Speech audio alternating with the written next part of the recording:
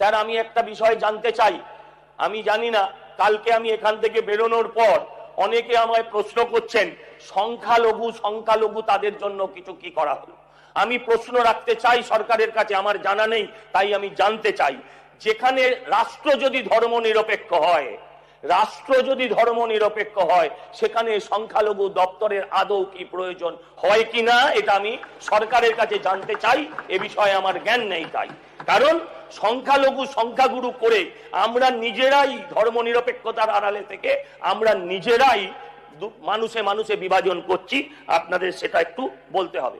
পবিত্র আগস্ট হাউসে যেভাবে মাইনরিটি নিয়ে কথা বললেন আমাদের সজল বাবু, আপনার মুখ্যমন্ত্রী বা আমাদের ভারতবর্ষের আদরণীয় প্রধানমন্ত্রী কিন্তু বারবার বলেন সবকা সাথ সবকা বিকাশ, আর আপনি এই সদনে দাঁড়িয়ে বলছেন মাইনরিটি মানে শুধু মুসলিম না, মাইনরিটির মধ্যেও আপনাদের অনেক সনাতনী ধর্মাবলম্বী মানুষরা আছে।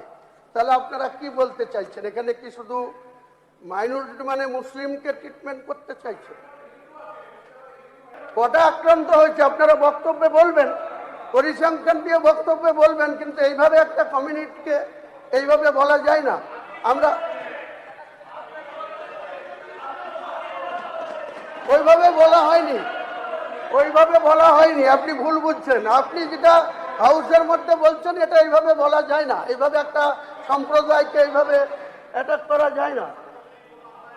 37 যেটা বলা হয়েছিল তার সেটা আউটসাইডে বলা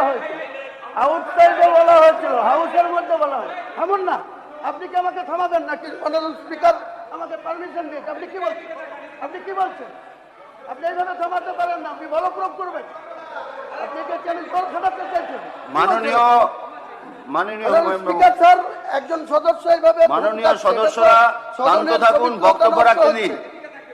এটা সদনের পবিত্রতা নষ্ট হচ্ছে। মনে রাখবেন, আপনারা আজ শাসক বেঞ্চে এসছেন, আপনারাই কিন্তু বিগত বিধানসভায় এই আসনে ছিলেন, তাই জনাদেশ আপনাদের পক্ষে গিয়েছে। আপনারা 2,93,06,000 ভোট পেয়েছেন। বিরোধীদের ভোট কিন্তু সব মিলে দেখবেন 3,22,00,000 আছে। এটা স্মরণ রাখবেন, স্মরণ রেখে কথা বলবেন সদনে। আপনি কোনো বিপদ বলা হয়নি, কোনো বিপদ হুমায়ুন বাবু, আপনি বিষয়ে এসে আপনার 1 মিনিট আছে, 1 মিনিট আপনি শেষ করুন। মুখ্যমন্ত্রী অবগত আছেন কোন পরিপ্রেক্ষিতে বলা হয়েছিল।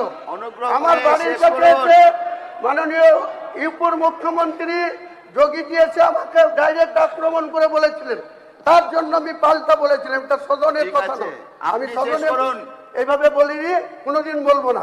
আপনাদের সকলের এই সম্মান দিয়ে বাইরেও বলবো না, বাইরেও বলবেন না, কিন্তু বাইরে যদি আমি আপনাকে এটা তর্ক করে সময় নষ্ট করবেন না। ঠিক আছে, অধিকার আপনাকেও কেউ দেয়নি এইভাবে ধমকানো, অধিকার দেয়নি এইভাবে ধমকানোর। আমি অনুভূতি নিয়ে আমি কথা বলছি। আমাদের ভিডিও ভালো লাগলে লাইক আর শেয়ার করুন, কমেন্ট সেকশনে গিয়ে জানান আপনাদের মতামত। আরও ভিডিও পেতে আমাদের চ্যানেল এখনই সাবস্ক্রাইব করুন এবং প্রতি মুহূর্তের খবরের আপডেট পেতে প্রেস করুন বেল আইকন।